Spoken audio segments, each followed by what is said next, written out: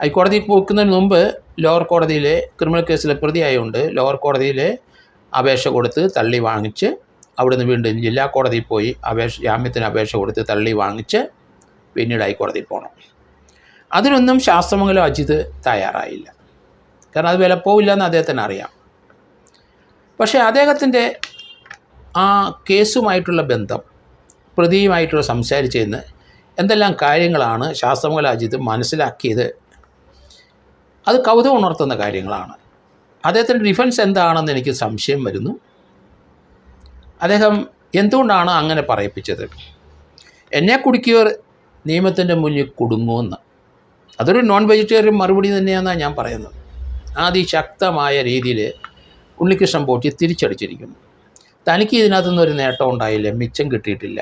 2007 മുതൽ ശബരിമലയിൽ